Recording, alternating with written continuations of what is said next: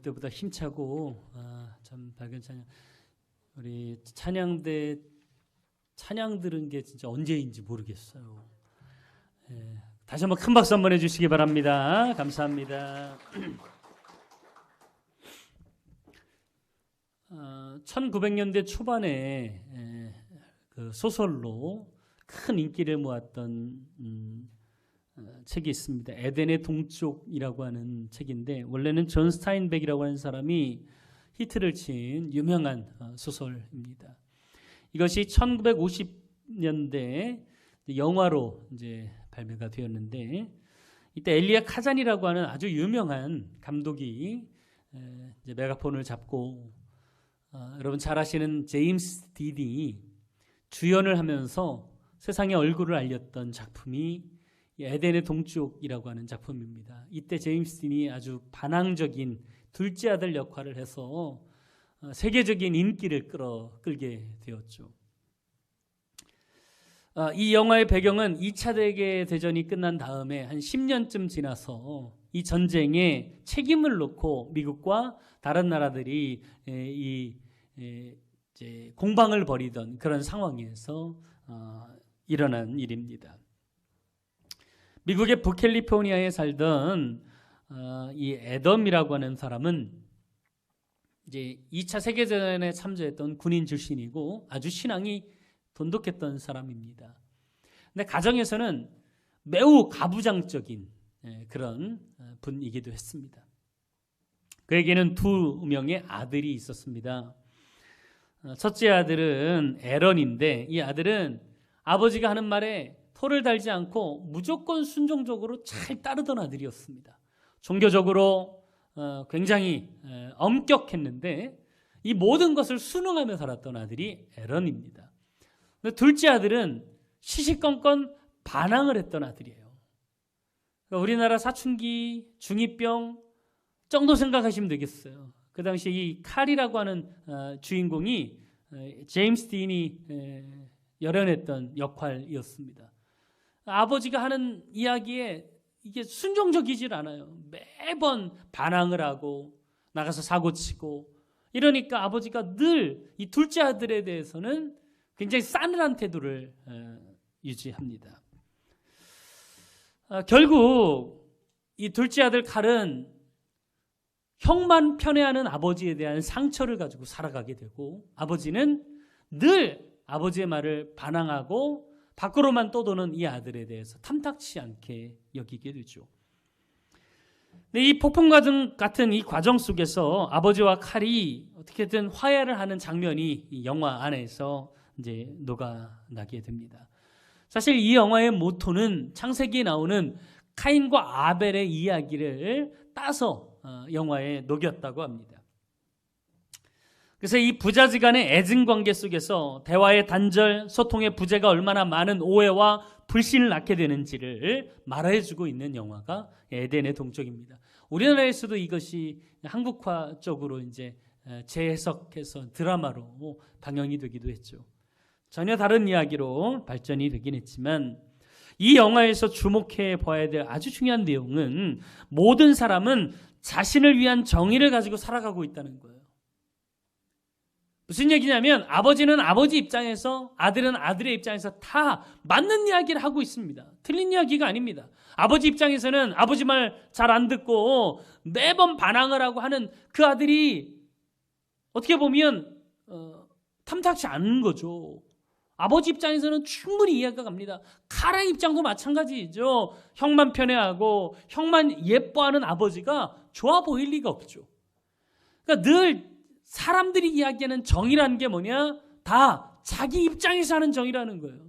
자기 입장에서 하는 이야기라는 것이죠. 자신이 생각한 정의에서 벗어나면 대부분 불공평하다고 외칩니다. 타인이 어떻게 되든 나만 불이익당하지 않으면 되고 나만 부당한 대우 받지 않으면 된다는 의식이 사람들마다 깔려 있는 것입니다. 그래서 세상은 인맥, 돈, 권력을 중요하게 생각하죠. 이걸 가지고 내 나름대로의 정의를 가지고 살아가면 된다라는 의식을 갖고 살아가는 거예요. 그러나 세상은 그런 사람들에 의해서 주도되는 것 같지만 하나님은 전혀 다른 방식으로 그분의 사람들을 들어 쓰시는 거예요. 우리말 속담에 팔은 안으로 굽는다 그러죠. 사실 이 속담이 우리나라를 그렇게 병들게 했어요. 지금 정치권만 보십시오. 맞고 틀린 건 전혀 상관없습니다. 내 편이 이기냐 네 편이 이기냐 편 가르기 하고 치고받고 싸우는 게 지금 우리나라의 현실입니다. 정의와는 상관없어요. 제 식구 감싸기만 주구장창하고 있는 것이죠. 이게 비단 정치뿐만입니까? 우리의 삶의 전반에도 이런 의식들이 얼마나 많이 있습니까? 그러나 성경은 아주 명확하게 우리에게 말하고 있는 게 있어요. 자, 아모스 5장 24절 한번 보겠습니다. 아모스 5장 24절 우리 같이 한번 읽어볼까요? 시작.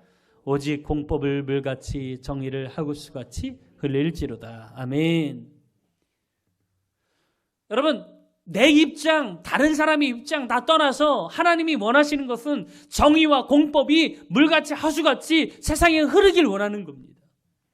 우리는 가정에서나 직장에서나 우리가 속한 공동체에서 자신만을 위한 정의를 기준으로 삼고 살진 않았는지 되돌아볼 필요가 있다는 것이죠.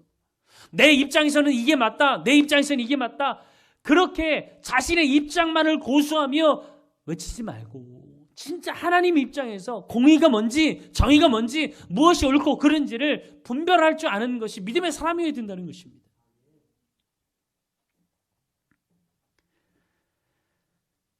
여러분, 하나님은 믿음의 사람들이 자기 입장에서만 좋게 보이는 대로 살아가길 원치 않으세요. 차별이나 편애 없이 하나님의 공의를 기준으로 살아가는 사람들을 하나님은 들어 쓰시는 줄 믿습니다. 자, 오늘 본문으로 좀 돌아가 보겠습니다.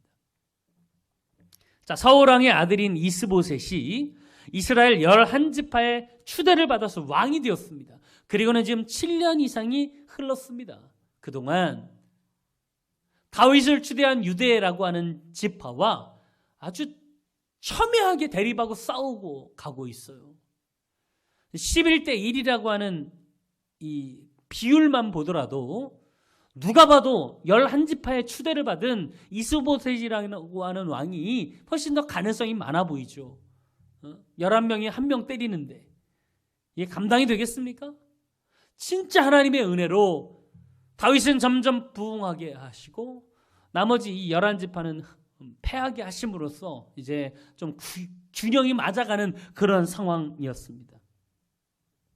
그런데 이스보셋이 살해를 당합니다. 이 처참한 일이 벌어지면서 이 팽팽했던 긴장의 끈은 완전히 다윗의 편으로 돌아서게 되죠. 자, 이런 상황 속에서 이 권모 술수가 흥행하고 배신과 자기 이익을 위해서 믿는 사람을 뒤통수를 치는 이런 일들이 번연한 이 상황 가운데서도 다윗은 변치 않고 하나님을 기준으로 정의롭게 공의롭게 살아가고 있는 모습을 우리에게 보여주고 있는 거예요. 이것이 오늘 우리가 읽은 4장의 이야기입니다. 그럼 하나님은 세상의 기준에 의해서 쓰시지 않아요. 사람을 쓰지 않아요. 하나님이 기준하는 것은 도대체 무엇일까? 하나님이 쓰시는 사람은 어떤 사람일까? 오늘 다윗의 기준으로 함께 살펴보면서 은혜를 나누고자 합니다. 첫 번째로는 세상의 힘이 아니라 하나님을 의지하는 사람을 들어 쓰신다는 거예요. 자, 이스보셋이라고 하는 왕은 7년이나 11지파의 추대를 받아서 왕으로서 있었지만 그의 왕권은 아브넬에 의한 것이었습니다. 자, 4장 1절 말씀 함께 좀 읽어볼까요? 4장 1절 같이 한번 읽어보겠습니다. 시작. 사울의 아들 이스보셋은 아브넬이 헤브론에서 죽었다 함을 듣고 손에 맥이 풀렸고 온 이스라엘이 놀라니라. 아멘. 자, 이스보셋이 왕이 될 수 있었던 것은 아브넬이라고 하는 특출한 사람이 그에게 힘을 실어줬기 때문이에요. 아브넬은 사울왕의 최측근이었습니다. 사울왕이 죽자마자 이 아브넬은 사울의 살아있는 아들 중에서 유일한 사람이었던 이스보셋을 왕으로 세워서 다윗을 견제하고 있었던 것이죠. 그런데 7년이 흐르면서 이스보셋은 종이왕으로밖에 취급이 되지 않았고 실권은 이 아브넬이 다 잡고 쥐고 흔들고 있었던 상황입니다. 근데 우리가 지난주에 잠깐 살펴봤지만 이 아브넬이라고 하는 사람이 다윗 편에 이제 서게 되죠. 그리고 다윗에게 제거를 당하게 됩니다. 그러니까 아브넬이 배신했다는 이야기는 아마 이스보셋이 듣지 못한 것 같아요. 그리고는 이 아브넬이 죽었다는 소식만을 듣고 지금 손에 맥이 풀렸다 그랬어요. 맥이 풀린다는 건 뭐예요? 온 힘이 다 빠져나갔다는 거예요. 여러분, 이스보셋이 의지하고 있었던 것은 세상적인 권력이었습니다. 그 당시에 병권을 잡고 있는 아브넬만 자기 편을 든다면 나는 왕으로 계속 살 수 있을 거야. 이런 마음을 가지고 있었던 것이죠. 그랬기에 당시 이스보셋이 유일하게 의지하고 있었던 이 아브넬이 죽었다는 소식에 공황 상태가 온 것입니다. 나머지 11지파도 마찬가지죠. 1절 후반절 보니까 온 이스라엘이 놀랐다 그랬어요. 두려웠다 그랬어요. 왜냐하면 아브넬이 있을 때에도 이 두 나라는 팽팽했는데 아브넬이 죽자 전세는 이미 다윗에게 기울어져 있는 상황이었고 이 전세를 파악했던 이스라엘은 두려움에 빠지게 된 것입니다. 자, 무슨 얘기입니까? 이 이스보셋에게 있어서 가장 지지하고 힘이 되었던 존재는 아브넬이었다는 거예요. 세상의 힘, 세상의 권력을 의지하고 살았기 때문에 그것이 없어지자 모든 희망, 모든 지지 세력이 다 무너진 것 같았어요. 그래서 그는 삶의 의미조차 잃어버리고 있는 그런 상황을 오늘 본문 1절이 우리에게 알려주고 있는 것입니다. 여러분, 이스보셋이 왕이 될 때 하나님께 기도했다, 하나님을 의지했다, 하나님을 바라봤다라고 하는 기사가 한마디도 없습니다. 그렇다고 이스보셋이 하나님 믿지 않는 사람이었느냐? 그렇지 않아요. 어렸을 때부터 하나님을 알고 믿고 따랐던 사람입니다. 소위 말하면 모태신앙이었습니다. 하나님이 어떻게 역사하셨는지 두 눈으로 분명히 보고 자랐던 사람이 이스보셋입니다. 근데 그가 하나님이 아니라 세상의 힘을 의지하여서 왕이 되고 나니까 더 이상 하나님이 보이지 않는 거예요. 하나님만 의지하고 하나님만 바라봐야 될 믿음의 사람이 세상 바라보기 시작하면서 오직 세상의 힘이 그의 전부인 것 같이 변해버리고 만 것이죠. 그러니까 자기를 지지하던 한 사람이 죽으니까 세상이 무너진 것 같은 상황에 처해지게 된 것이죠. 여러분, 우리가 하나님의 일꾼으로 주님께 쓰임받기를 원한다면 철저하게 하나님을 바라보고 믿을 수 있는 그런 사람이 될 수 있기를 간절히 바랍니다. 세상의 힘과 권세가 아니라 하나님을 의지할 때 하나님이 세우시는 거죠. 여러분, 이스라엘은 하나님의 백성이에요. 그렇다면 하나님이 다스리고 있다는 사실을 믿는다면 하나님이 세우셔야 왕이 될 수 있는 거예요. 사울도 그랬고요. 다윗도 마찬가지 아닙니까? 적어도 백성들이 추대해서 내가 왕이 되었다라는 생각을 가지고 있으면 백성들의 추대에 앞서서 하나님 나를 세워주세요 기도하고 주님께 매달릴 수 있어야죠. 만약에 그랬다면 판도가 바뀌었을지 모릅니다. 그러나 그는 하나님을 전혀 의지하지 않고 세상만 의지하고 살다가 그 사람이 떠나니까 아무 의지할 것 없다고 자포자기하고 맥이 풀려서 그렇게 주저앉아 있는 그런 모습을 볼 수 있는 거죠. 여러분, 교회도 어느샌가 세상적인 기준이 성큼 들어와 있습니다. 돈 있는 사람, 권력 있는 사람 대우받고 인정받는다면 이건 하나님의 공동체가 아니죠. 점점점 그렇게 가고 있는 거예요. 정말 하나님께서 우리를 들어쓰시기를 원한다면 오직 하나님만 의지하고 그분께 힘을 공급받을 수 있는 저와 여러분 되길 간절히 바랍니다. 그런 사람을 통해서 주님은 역사하실 줄 믿습니다. 두 번째로, 자기 이익이 아니라 하나님의 영광을 우선해야 된다는 것입니다. 자, 이스보셋에게는 아브넬이라고 하는 든든한 배경 외에도 군대 장관들이 여럿이 있었습니다. 그 중에 두 사람이 오늘 성경에 소개되어 있습니다. 자, 2절 한번 보겠습니다. 2절 같이 읽겠습니다. 시작. 사울의 아들 이스보셋에게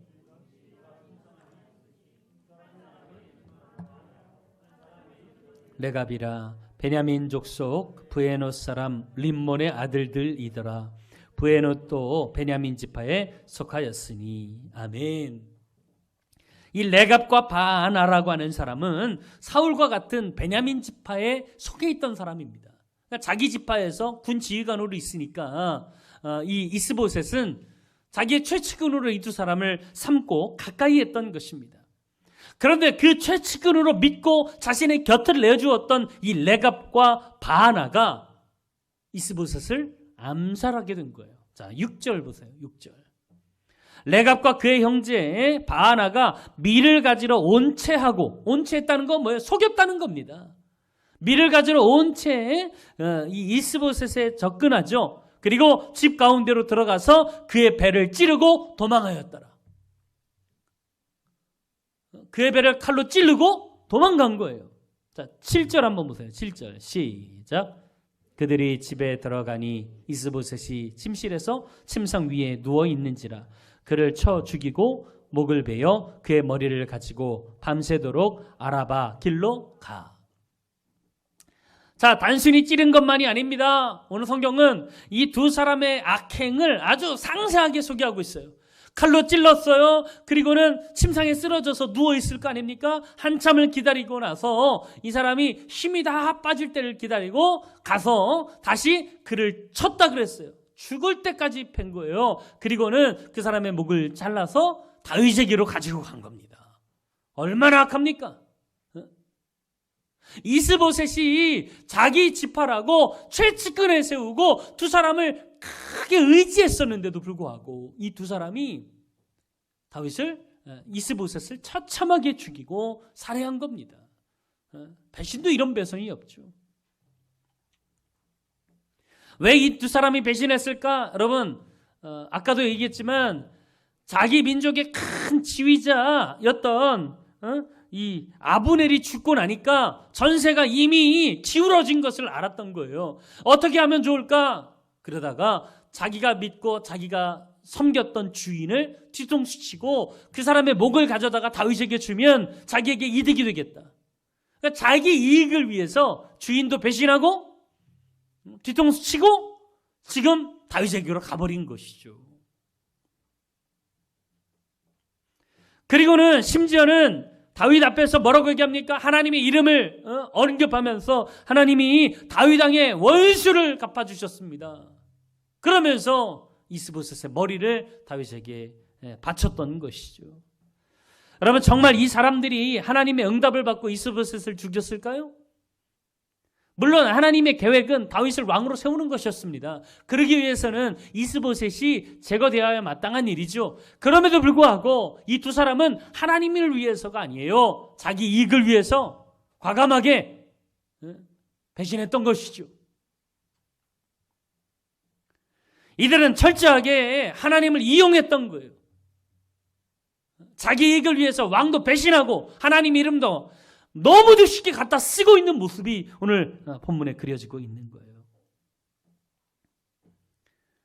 자신의 이익을 위해 믿었던 사람을 배신하고 서슴없이 폭력을 행사하는 모습, 어떻게 보면 사사에서 너무도 일반화되어 있는 모습이죠.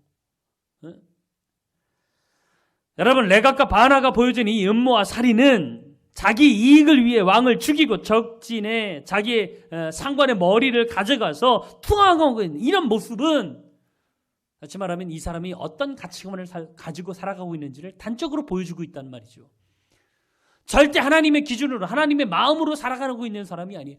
세상적인 기준을 가지고 살아가고 있던 사람이에요. 여러분, 하나님께 쓰임받기 위해서는 하나님의 방식이 합당한 모습으로 살아가는 그런 모습이 필요한 것이죠. 아까도 말씀드렸지만 하나님이 원하시는 것은 공의와 정의로 살아가는 모습이에요. 손해보더라도 주님의 영광을 위해 올바른 선택을 하며 살아가야 된다는 것입니다. 목적이 하나님의 영광을 위하는 것이라면 방법도 그에 준한 방법을 선택해야 된다는 것입니다. 제가 전에 목회할 때 어떤 분이 신방하니까 그런 얘기 하더라고요. 목사님, 조금만 기다리세요. 제가 경마하고 있는데 한 건 해가지고 제가 좋은 대접하겠습니다. 누가 대접하라고 그랬나요? 네? 자, 경마에서 뭐 당첨만 되면 교회를 위해서 크게 뭔가 하겠대. 주여, 여러분, 주님을 위해서 헌신하기 위한다면 내가 피땀 흘려 노력해서 하나님께 헌신해야죠. 유행바라고 그렇게 도박해서 하나님께 쓰임받는 거 하나님 원하지 않아요. 하나님 원하지 않아요. 우리 속담에 뭐로 가도 서울만 가면 된다, 이런 속담이 있죠. 이 속담이 우리나라를 이렇게 병들게 한 거예요. 우리가 목표를 세웠다면 그 목표를 이루는 방법 또한 하나님의 방법이고 정말 건전한 방법으로 해야죠. 부자면 되면 되니까, 쉽게 생각하니까 사람들 사기쳐서 돈 벌어도 당당한 거예요. 왜? 이긴 사람만 기억하니까. 세상은 이긴 사람만. 여러분, 그런 마음, 그런 태도를 가지면 하나님께 쓰임받을 수 없습니다. 목표가 그렇다면 정말 방법 또한 하나님의 방법으로 나아가야 된다는 것입니다. 하나님은 결과보다는 과정과 동기를 더 중요시 여기는 거예요. 하나님을 위해서 무언가 했다보다 하나님을 위해 내가 지금 어떤 사람인가를 하나님은 더 기억하신다는 사실을 여러분 명심하시길 간절히 바랍니다. 우리는 늘 하나님 앞에 서 있다는 의식, 코람데오의 의식을 가지고 살아가야 합니다. 이런 사람을 하나님은 리더로, 지도자로 사용하시는 줄 믿습니다. 마지막으로 세 번째, 상황이 아니라 하나님의 기준으로 판단하며 살아야 한다는 것입니다. 자, 이스보셋의 머리를 가지고 찾아온 두 사람을 다윗은 어떤 모습으로 맞이하고 있습니까? 자, 8절 말씀 함께 보겠습니다. 8절 시작. 헤브론에 이르러 다윗 왕에게 이스보셋의 머리를 드리며 아뢰되 왕의 생명을 해하려 하던 원수 사울의 아들 이스보셋의 머리가 여기 있나이다.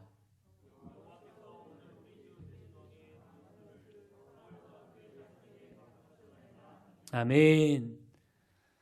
여러분, 이들이 아무리 하나님을 가져다 붙여도 다윗은 흔들리지 않아요. 사실 다윗 입장에서 볼 때 자기가 이스라엘의 왕이 되기 위해서는 반대 세력의 리더인 이스보셋이 제거되는 것이 마땅합니다. 상황은 그랬습니다.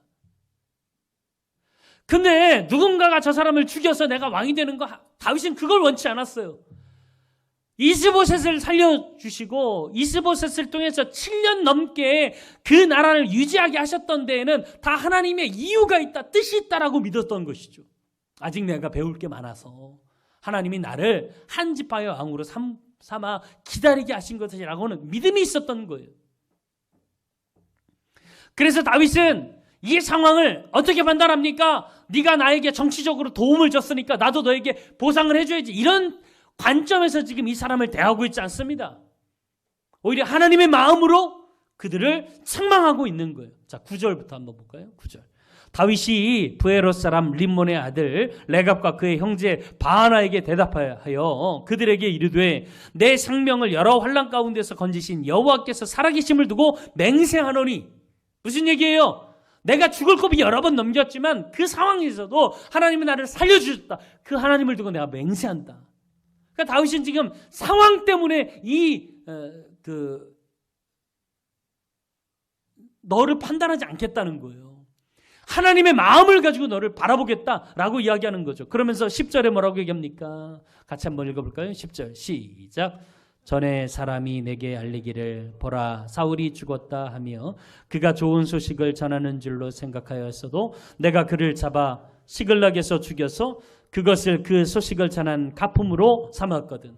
사울의 전초를 이야기하는 거예요. 사울이 죽었을 때 어떻게 했느냐? 사울은 자기가 스스로 죽었잖아요. 그리고는 사울이 가지고 있던 팔찌와 왕관을 어떤 사람이 가지고 다윗에게 이야기를 한 거예요. 내가 죽였다고.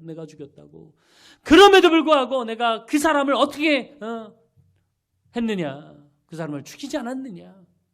그러면서 지금 이 상황을 이렇게 이야기합니다. 11절.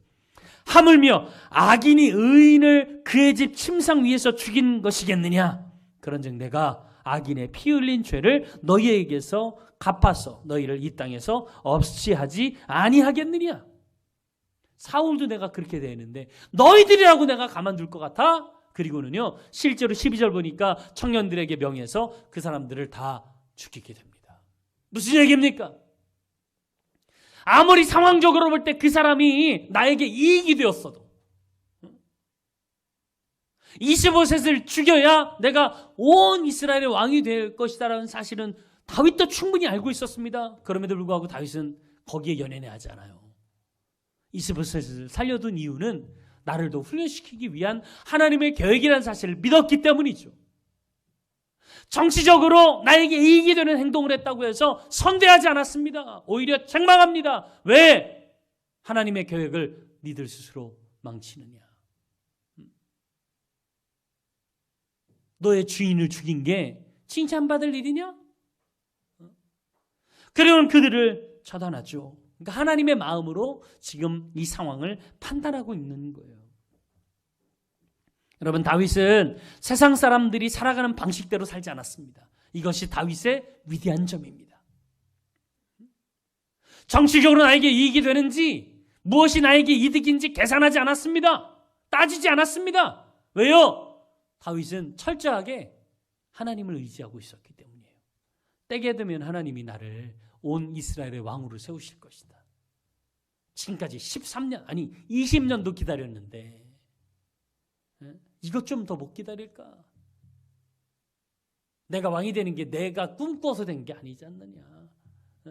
하나님이 기름 부으셨으니까 그게 꿈이 되었고, 그리고 지금 이 상황 가운데서 하나님이 어쨌건 내 인생을 이끌어 가실 것이라고 하는 믿음을 가지고 있으니까요. 세상적인 이득을 가지고 자기에게 접근하는 사람들 과감하게 내칠 수 있었던 거예요. 과감하게. 여러분, 자신이 온 이스라엘의 왕이 되는 것, 이스보셋을 죽여야 되는 게 아니었어요. 하나님이 세우시는 거예요. 하나님의 일꾼은 하나님이 세우시는 줄 믿습니다. 내가 되고 싶다고 해서 되는 것도 아니고 내 이득을 위해서 되고 싶다고 애써서 되는 게 아니에요. 하나님이 세워주셔야 가능하다는 믿음을 가지고 기다렸기 때문에 하나님은 다윗을 세우신 줄 믿습니다. 우리는 세상에서 살면서 억울해할 때 참 많죠. 왜? 하나님은 세상 사람들은 사기치고 뒤통수 치고 배신하고 그러면서도 잘 살게 하시는데 믿음으로 사는 우리들은 이렇게 힘들게 살게 하시나? 억울할 때 많죠. 힘들 때 많죠. 그러나 여러분, 하나님은 역시 살아계세요. 진짜 믿음으로 하나님 방식대로 최선을 다해서 한 걸음 한 걸음 나아가다 보면 하나님은 반드시 역전시키실 때가 올 줄 믿습니다. 당장은 손해를 할지라도 여러분, 절대로 눈앞에 이익에 휩쓸려서는 안 됩니다. 동조해서도 안 됩니다. 묵인해서도 안 됩니다. 그것이 잘못이라고, 하나님의 뜻에 반하는 것이라고 자신 있게 이야기할 수 있는 믿음의 사람이 저 여러분 될 수 있기를 간절히 바랍니다. 하나님을 믿고 기다린 다윗이 결국 온 이스라엘의 왕으로 세움받았듯이 우리도 하나님께서 정하신 방법대로 들어서실 것을 믿고 조금만 기다리면 주님이 역사하실 줄 믿습니다. 사랑하는 여러분, 하나님은 지금도 하나님만을 의지하며 하나님 편에 서는 사람을 찾고 계신 줄 믿습니다. 비록 세상적인 관점에서는 부족해 보이고 눈에 보이는 변화가 없어 보여도 분명 하나님은 살아계시기에 지금도 우리와 함께 하시기에 우리를 통해서 주님의 일을 이루어 가시는 줄 믿습니다. 너무 세상 의지하지 마십시오. 세상의 힘과 권력이 전부가 아닙니다. 철저하게 하나님 편에서 믿음의 삶을 살아가며 주님과 동행할 때 주님이 때가 되면 우리를 더 귀하고 복되게 쓰실 줄 믿습니다. 이 하나님 바라보면서 함께 기도하기를 원합니다. 하나님, 내 삶 가운데 역사하시는 주님을 이 시간 바라봅니다. 주님이 역사하여 주셔서 오늘도 오직 주님만 의지하며 세상 것에 눈 돌리지 아니하고 주님과 동행하는 삶 살아가게 하여 주옵소서. 함께 주여 한번 크게 부르짖고 기도하며 나아갑니다. 주여, 오직 주님만 바라보는 우리가 되게 하시고 아버지, 철저하게 내가 의지하고 믿고 따랐던 모든 것들 주님 앞에 다 내려놓게 하시고 더 철저한 마음으로, 철저한 믿음으로 오직 주님 바라볼 수 있기를 간절히 원합니다.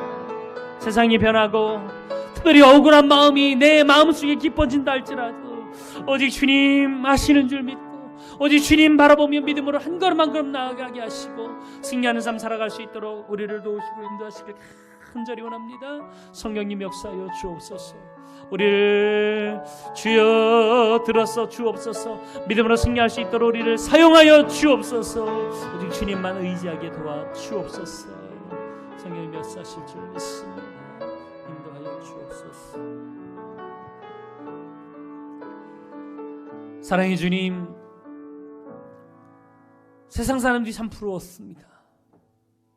왜 예수 믿는 나는 이렇게 초라하고 어려운 상황만 많은지 원망할 때도 많았습니다.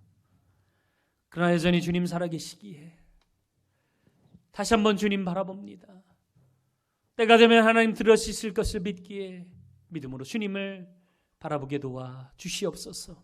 그동안 내가 의지했던 모든 것 주님 앞에 내려놓고 온전히 주님 한 분 의지하며 나아가게 도와 주시옵소서. 예수님의 이름으로 기도했습니다. 아멘.